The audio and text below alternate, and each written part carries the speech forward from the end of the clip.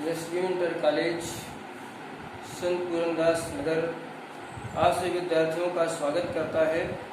और आज सभी विद्यार्थियों को प्रातः नमस्ते। और अपनी किताब सभी विद्यार्थी खोलेंगे और मैथिली शरण गुप्त द्वारा रचित कैकेयी अनुताप पाठ पढ़ेंगे। और जहाँ से पंक्तियाँ देखना है तो सभी लोग इस पाठ को यहाँ से पढ़ेंगे, जहाँ पर रानी कैकेयी चित्रकूट की सभा में राम के सामने बैठी हुई उनको अयोध्या वापस ले चलने का निवेदन कर रही है। देखते हैं कि रानी कैकेयी क्या करती है और क्या कहती है। ये सच है तो अब लौट चलो तुम घर को, चौके सब सुनकर डल कैकेयी सुन। कि जिस रानी कैकेयी ने राम को 14 वर्ष का वनवास दिया था, भरत के लिए राजगद्दी मांगी थी, आज वही रानी अपने मुखारबिंद से ये कह रही कि हे राम तुम वापस लौट चलो, क्योंकि आपको वनवास देने में मेरा ही दोष है, मेरे पुत्र भरत का नहीं। इस सच्चाई को अगर तुम जान भी चुके हो तो हे राम तुम घर वापस लौट चलो। ये सच है तो अब घर लौट चलो तुम घर को, चौके सब सुनकर टल कैकेयी सब को।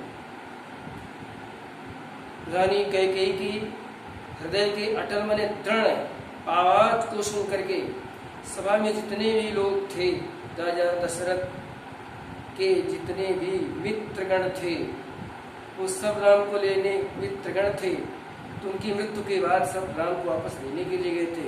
तीनों रानियां गए थी और राजा जनक भी गए थे, रानी सुनैना, गुरु विश्वामित्र सभी गए थे। सभी के समाज में रानी समाज के अंदर एक कहने लगी कि अब तुम वापस लौट चलो। कैकेयी के दृढ़ता वाले स्वर को सुनकर सब चौंक पड़े कि जिस रानी ने वनवास दिया आज वही रानी वापस करने के लिए कर रही।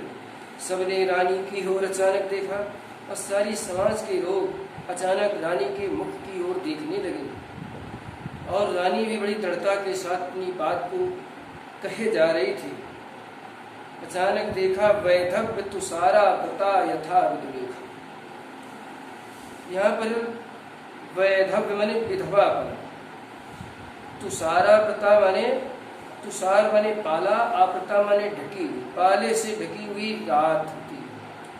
विदुलेखा चंद्रमा की किरण। इस पंक्ति का थोड़ा गंभीर अर्थ है, सभी विद्यार्थी इस पंक्ति को ध्यान से देखेंगे कि वैधव्य कि हमारी भारतीय संस्कृति की परंपरा में जो स्त्री विधवा हो जाती है, जिसका पति मृत्यु को प्राप्त हो जाता है, वह नारी श्वेत वस्त्र धारण करती है।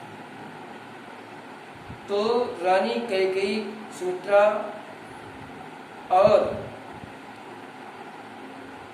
जो थी श्वेत वस्त्र धारण किए हुए थी।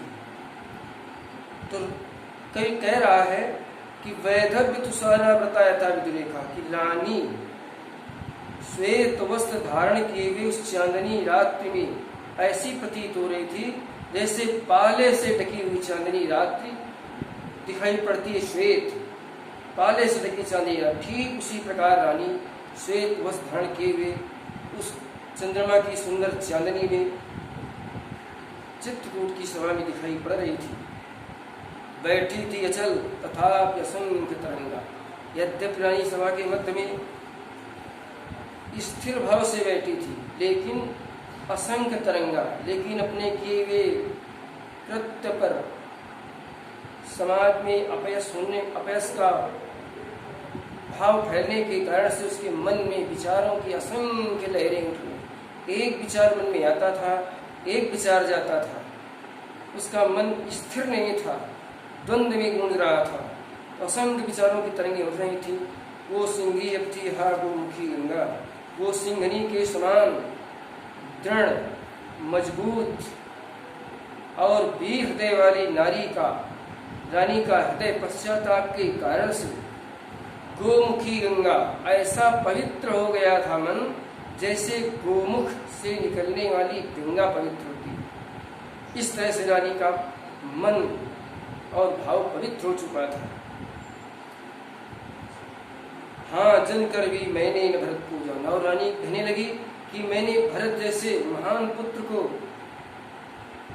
जन्म दे करके भी उसके हृदय की दृढ़ता, उसके आदर्शों को, उसके विचारों को और समाज के प्रति, जवाबदेही के प्रति मैं समझ नहीं सकी, क्योंकि बालक के बारे में यदि कोई सबसे अधिक जानता है तो माता जानती है। लेकिन रानी कैकेयी भरत के बारे के संबंध में, उसके विचारों के संबंध में सही से समझ नहीं सकी।